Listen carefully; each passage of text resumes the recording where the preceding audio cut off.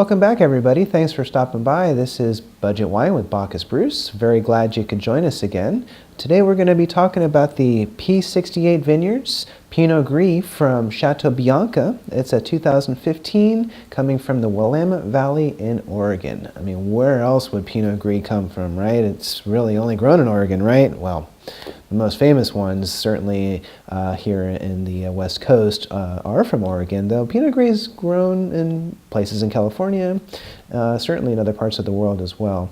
But Oregon's really where it kind of got its start. So just a few bits about the introduction. I did have the pleasure of going through the viticulture program at Las Positas College in Livermore, and those pictures of Viognier that I took were while I was studying over there.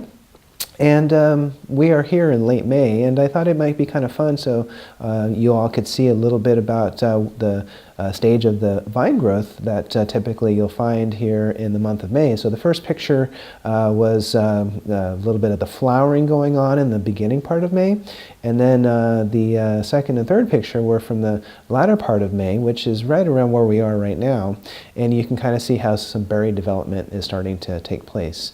Really wonderful program there at Las Positas. Learned a lot. They've got a 3-acre vineyard right on campus, and you can work and work and work and learn as much as you possibly can. There's plenty of vines, there's plenty of things to do, learn about, and it's really a lot of fun.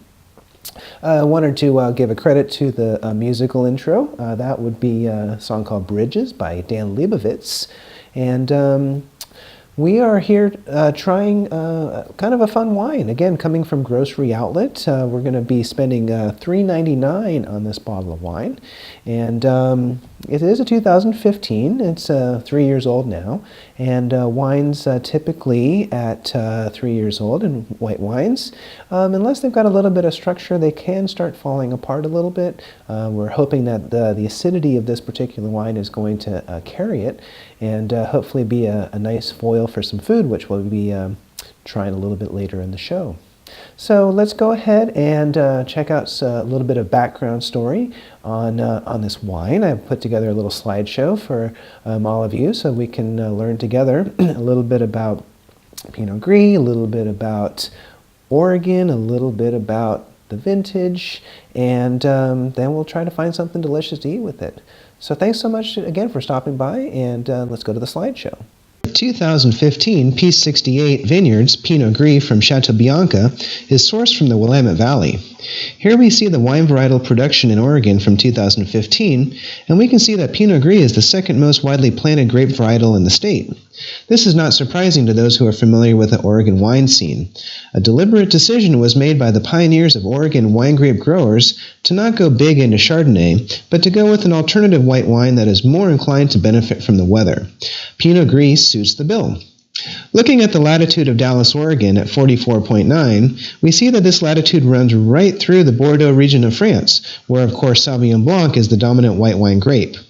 Oregon white wine shares a lot with its northern French counterparts in terms of climate. The Crush report comes from the Southern Oregon University Research Center called The Source.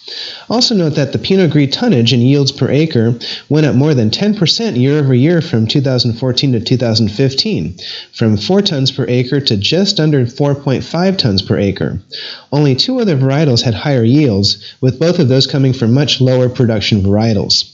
On the right is a write-up from the SC Times written by Jeff Anderson on the 2015 Chateau Bianca Pinot Gris, which I assume is a different bottling from the P68. The writer is gushing about how much he enjoys this bottle. Hopefully we will too. The Pinot Gris grape is a mutant from Pinot Noir. In the world of grape genetics, Pinot Noir is the one varietal that is very prone to mutation.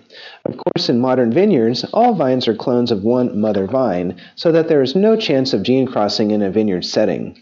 And seeing the color of the clusters, we can see how the distinctive color is derived.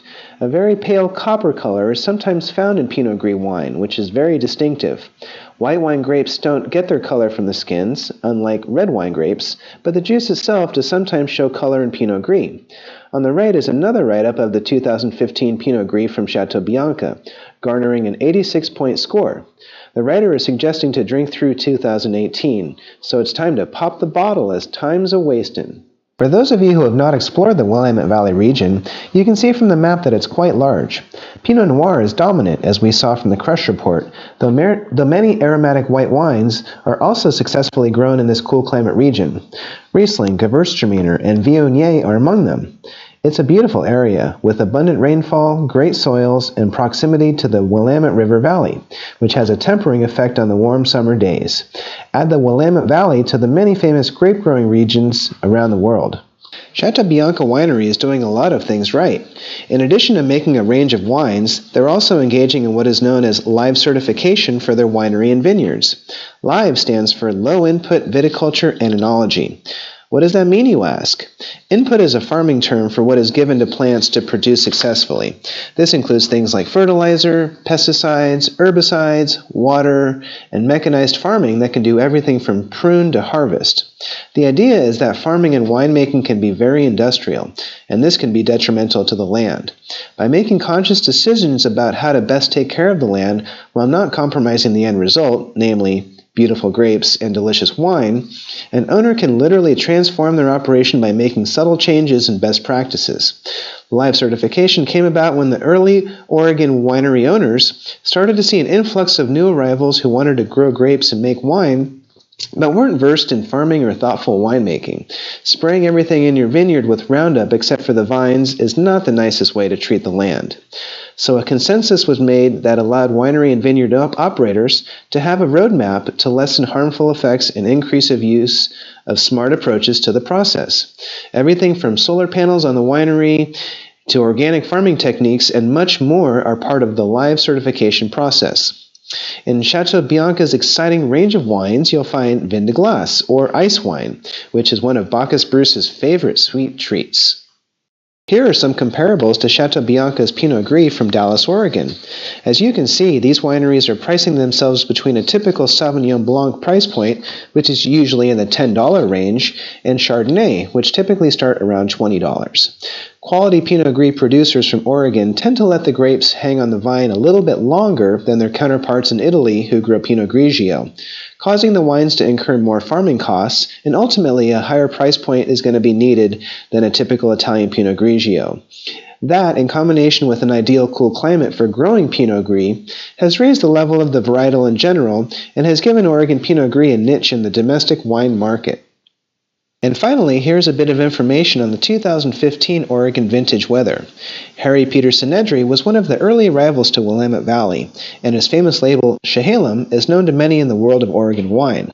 He actually just recently sold out his share of the winery at the age of 70 just a few months ago. Growing grapes and making wine is actually very hard work, and I'm sure he's going to enjoy a well-earned retirement. But getting back to the weather, a lot went right in 2015. Coolness at the end of the vintage is what winemakers pray for. It slows down ripening, maintains acidity, and having no rain means that harvest can happen when the grapes are optimally ready, day or night. It's a no-excuses kind of vintage year. And remember that overall yields went up almost 7% from 2014 to 2015 in Oregon, from 3.2 to 3.43 tons per acre overall. A banner vintage indeed.